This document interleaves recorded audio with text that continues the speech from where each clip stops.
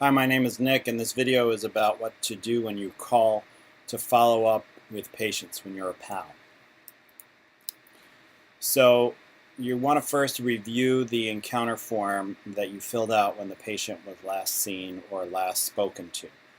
And you want to review what value you had for the patient during your last encounter and what you planned on following up on when you called them back.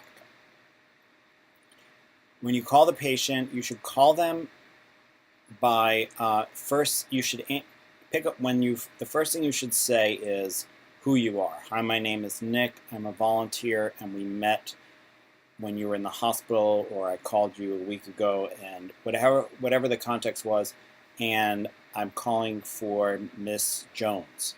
So you should introduce who you are before you ask for the person, because a lot of people do not want to say who they are to a total stranger or say that they're there to a total stranger. So they want to first know who you are. So you should do that. Say who you are before you ask for the person you're calling for.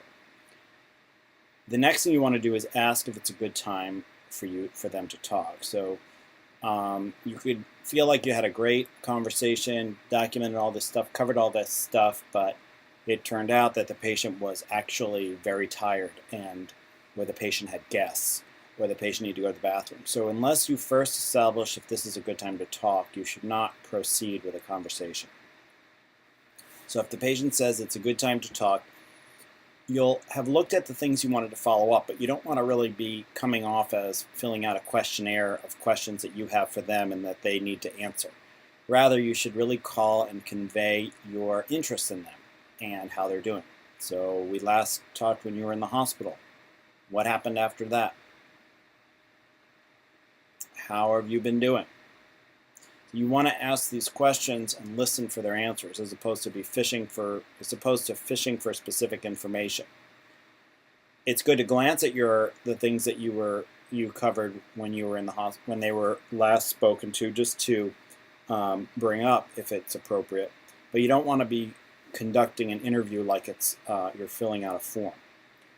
And then you want to establish with them something that is, you want to find out what's going on in the next week or so, or what are they looking forward to in the future, or if there are any goals that they want to set for themselves to accomplish, anything you want to anything they want to discuss, to maybe collaborate, work on.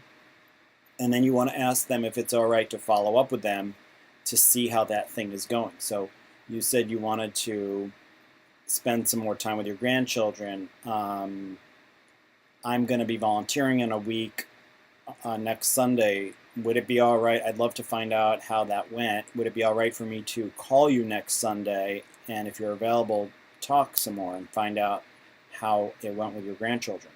So then they'll say yes or no. But the bottom line is that you don't want to come off as somebody who is like obligated to call them every time you come into the office, but you want to make these follow-ups substantive, so they're about something that they're anticipating in their life, and that they are about how they did with that thing or how they're doing with something, so that the calls have purpose, and they can help the person have a forward-looking, optimistic attitude, and you can help them if they want to stay on track with a goal that they're pursuing.